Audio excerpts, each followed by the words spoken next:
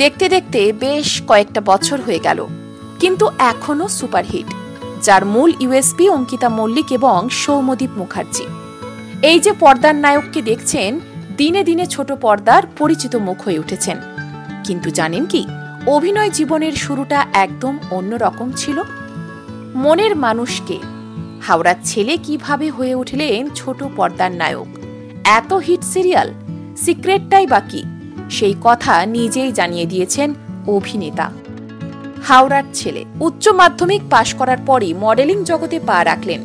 আগাগোড়ায় নিজেকে ক্যামেরার সামনে দেখতে চাইতেন। বেশ কিছু বিজ্ঞাপনে সুযোগও এসেছিল, পাশাপাশি চলেছে পড়াশোনাও। নাইট কলেজে পড়তেন।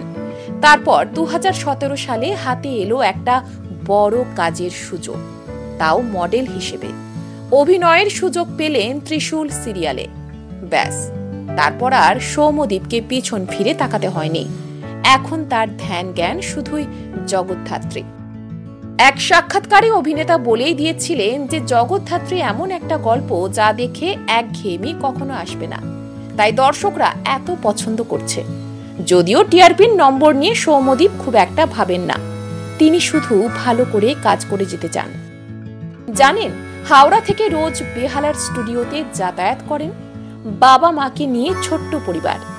স্বপ্ন অভিনেতা হিসেবে ইন্ডাস্ট্রিতে নিজের জমিটা পাকা করবেন, আর এটাই সৌম্যদীপের এখন লক্ষ্য। তাছাড়া তিনি প্ল্যানিংয়ে বিশ্বাস করেন না, মনে করেন যেমন সুযোগ পাবেন সেইভাবেই নিজেকে এগিয়ে নিয়ে যেতে হবে।